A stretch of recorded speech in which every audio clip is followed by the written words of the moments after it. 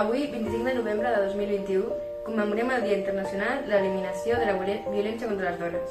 I volem que totes les accions i tots els actes al voltant d'aquesta data s'entenguin a tots els dies de l'any. La lluita per una vida lliure de violència ha de ser diària. En un món cada cop més accelerat i canviant, hi ha, però, estructures que resisteixen a canviar, com ara les causes que provoquen tots els tipus, formes i àmbits de la violència masclistes. D'aquestes formes de violència n'hi ha que evolucionen, altres que sorgeixen i altres que són reconegudes. A desembre del 2020 s'ha modificat la llei 5/2008 del dret de les nenes i les dones d'erradicar la violència. Volem destacar l'impacte i la indignació que ens produeixen les violències sexuals, les quals ens sacsegen intensament. Des d'aquí, avui 25 de novembre, volem reiterar tot el nostre suport i la nostra empatia a les supervivents i al seu entorn. No podem continuar consentint que les joves i dones visquin amb por, amb la llibertat coartada per l'amenaça d'unes agressions sexuals que ja haurien d'estar desterrades d'una societat democràtica i lliure. No hi ha consentiment de l'agressor si crea unes condicions o s'aprofita d'un context que directament o indirectament imposin una pràctica sexual sense comptar amb la voluntat de la dona. La modificació d'aquesta llei introdueix el reconeixement de noves formes de violència com ara la violència digital, que consisteix en tots els actes de violència masclista i misogínia en línia comesos, instigats, amplificats o agreujats, en part o totalment amb l'ús de les tecnologies de la informació i de la comunicació.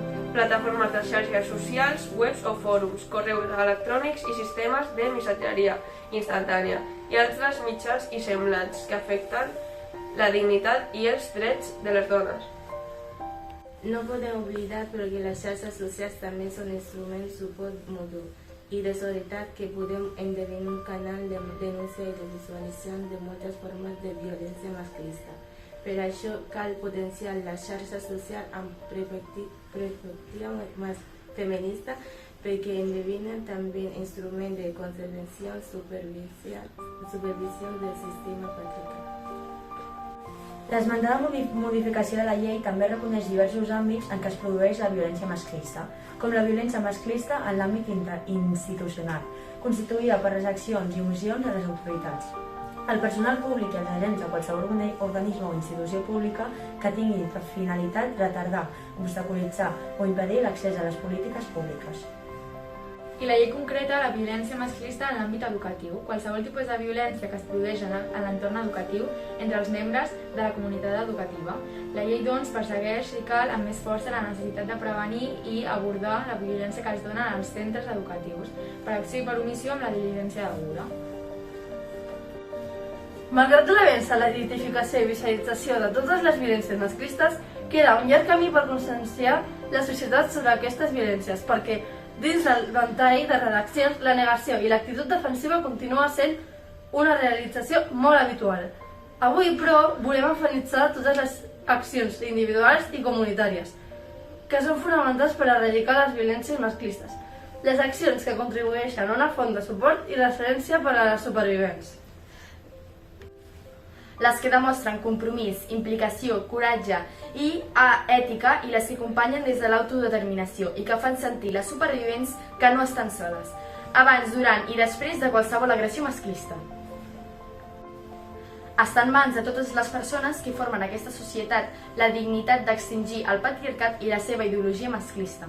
No podem oblidar que cal activar i connectar el sentiment de responsabilitat en els homes, perquè de manera individual i col·lectiva assenyalin les conductes i actituds masclistes, pròpies i dels seus iguals, i se n'allunyin.